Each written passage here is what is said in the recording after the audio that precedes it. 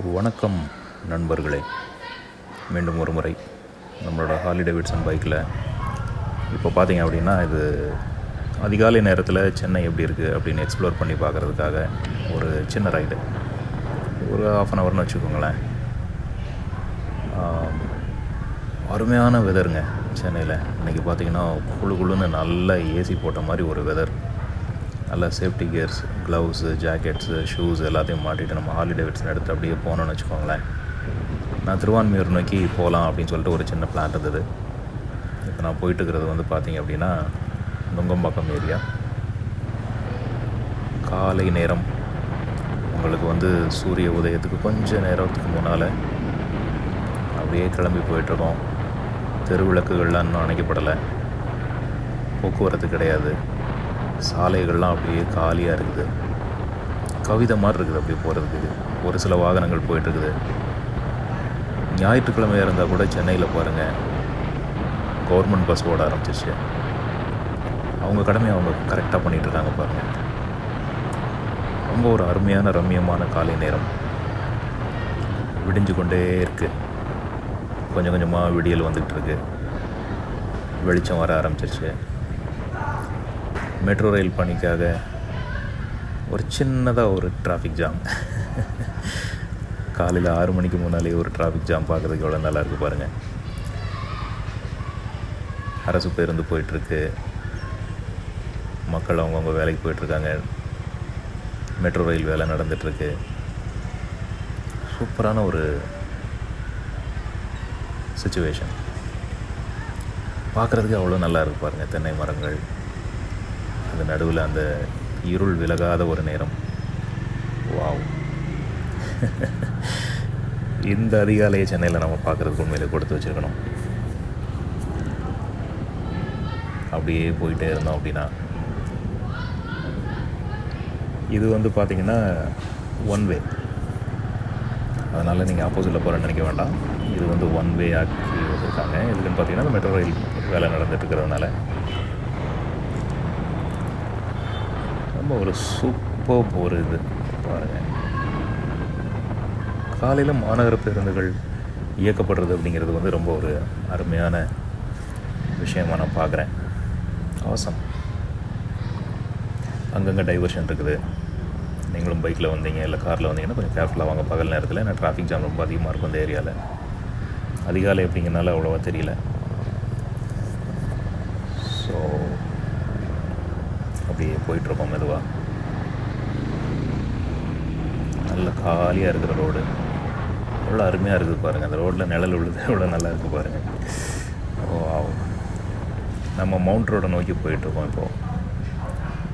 Mount road, Gemini ஃப்ளைஓவர்னு சொல்லுவோம் இல்லைங்களா. இப்போ அதுக்கு வந்து இப்போ பேர் வந்து பார்த்திங்கன்னா அண்ணா மேம்பாலம்னு பேர்.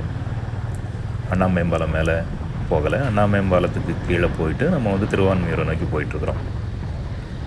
எவ்வளோ ஜொலிக்குது பாருங்கள். அப்படியே வண்ண விளக்குகளால் அந்த மேம்பாலம் எவ்வளோ ஜொலிக்குது பாருங்கள். அருமையாக இருக்குது. கொஞ்சம் கொஞ்சமாக விடிஞ்சிட்ருக்கு. இப்போ நம்ம மவுண்ட் ரோடு நோக்கி போகிறதுக்கு முன்னால் சைக்கிளிஸ்ட் போயிட்டுருக்காங்க பாருங்கள் நிறைய பேர். ஞாயிற்றுக்கிழமை கூட அதிகாலையில் சைக்கிள் போகிறவங்க, சைக்கிளிங் போகிறவங்க எவ்வளோ பேர் இருக்காங்க பாருங்கள்.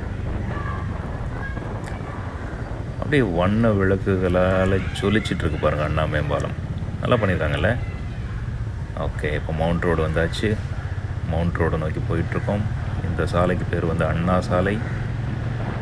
ஒரு காலத்தில் இது வந்து மவுண்ட் பேட்டன், இங்கே வந்து வைஸ்ராய் இருந்தப்போ அவர் பேரால் வச்ச சாலை பேர் இது.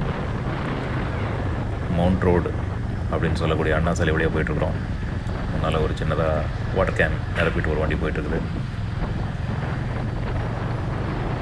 அண்ணா சாலை எவ்வளோ காலியாக இருக்குது பாருங்கள். இப்படிலாம் பார்க்க முடியாது. நீங்கள் டே டைமில் அண்ணா சாலை இவ்வளோ காலியாக இருக்கிறது நீங்கள் பார்க்க முடியாது. ஒரு சில வாகனங்கள் தான் போயிட்டுருக்கு. 2 வீலர் போயிட்டுருக்காங்க, வேன்ஸ் போயிட்டுருக்குது. ஆனாலும் என்ன தைரியம் பாருங்களேன். தலையில் ஹெல்மெட் இல்லாமல் போகிறது வந்து எனக்கு நல்லதாக படலை. பாதுகாப்பு ரொம்ப ரொம்ப முக்கியங்க. தயவுசெய்து ஹெல்மெட் அணிஞ்சு போங்க. அது உங்களுக்கு நல்லது, குடும்பத்தாருக்கு நல்லது, நாட்டுக்கும் நல்லது. இவர் ஹெல்மெட் போட்டு போகிறாரு, நல்ல விஷயம். இது வந்து திராவிட முன்னேற்ற கழகம் அப்படிங்கிற அரசியல் கட்சியோட தலைமை அலுவலகம் அண்ணா அறிவாலயம் அதை கடந்து போயிட்டுருக்கோம். ரொம்ப ஒரு அருமையான ஒரு பிளேஸ். சென்னை சாலைகள்லாம் நல்ல தரமாக இருக்குங்க, நல்லா தூய்மையாக இருக்குது, நல்லா இருக்குது பார்க்குறதுக்கு. அதுவும் அந்த அதிகாலை நேரத்தில் போகும்போது பார்த்திங்கன்னா நல்லா சுத்தமாக எந்த ஒரு அழுக்கும் இல்லாமல், அங்கங்கே தண்ணி தேங்கியிருக்கு, மழை பெஞ்சது இல்லைங்களா, அதனால் இருக்கலாம் மேபி. ஏன்னா நம்ம மக்கள் அந்த சாலை விதிகளை ஃபாலோ பண்ணுறதில்ல, அதுதான் பிரச்சனை. ரூல்ஸ் அண்ட் ரெகுலேஷன்ஸ் எல்லாம் எல்லோரும் ஃபாலோ பண்ணி கரெக்டாக லேன் டிசிப்ளின் வச்சுருந்தாங்க அப்படின்னா உண்மையிலேயே நான் சொல்கிறேங்க, நம்ம சென்னை வந்து உலகத்தரம் வாய்ந்த ஒரு நகரமாக கண்டிப்பாக இருக்கும்.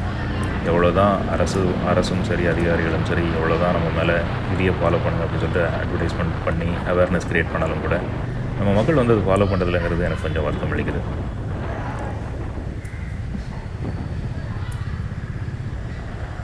சென்னை பொறுத்த வரைக்கும் பார்த்திங்கன்னா ரொம்ப அருமையான சாலைகள் மட்டும் இல்லை, மேம்பாலங்கள் கூட நல்லா இருக்குங்க. இங்கே சின்ன சின்ன மேம்பாலங்கள் ரொம்ப குட்டி குட்டியாக இருக்கும். மேம்பாலமெல்லாம் எந்த ஊர்லேயும் இல்லாத ஒரு அற்புதமான ஒரு அமைப்பு இங்கே பாருங்கள். இதெல்லாம் காலியாக இருக்கிறதுனால இந்த ரோட்டில் நல்லா ஃப்ரீயாக போக முடியுது. பாருங்கள், குட்டியாக ஒரு மேம்பாலம் இருக்குன்னு சொன்னேன் இல்லைங்களா, இது வந்து மூப்பனார் மேம்பாலம்னு பேர் இருக்குது. ஜிகே மூப்பனார், ஐயா ஜிகே மூப்பனார் அவர்கள் ஒரு காலத்தில் அரசியலில் வந்து ரொம்ப போலோச்சு கொண்டிருந்த ஒரு தலைவர். அவர் பேரில் இருக்கக்கூடிய ஜிகே மூப்பனார் மேம்பாலம் சின்ன மேம்பாலம் தான், ஆனால் இருந்தாலும் பாருங்கள் மேம்பாலம் இருக்கிறதுனால நிறைய டிராஃபிக் கன்ஜெஷனை வந்து குறைக்கிறதுக்கு உண்டான நல்ல ஒரு அமைப்பாக பண்ணியிருக்கிறாங்க. உண்மையிலே நம்ம தமிழக அரசு வந்து நிறைய இன்ஃப்ராஸ்ட்ரக்சர்ஸ் வந்து டெவலப் பண்ணியிருக்காங்க.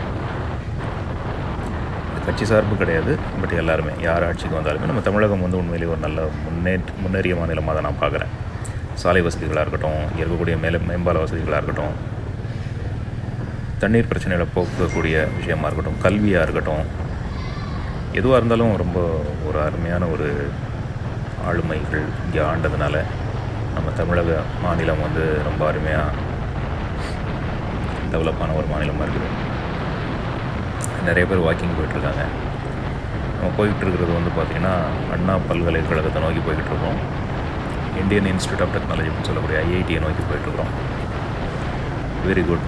இதோடு நான் நிறைவு பண்ணிக்கிறேன். நன்றி, வணக்கம்.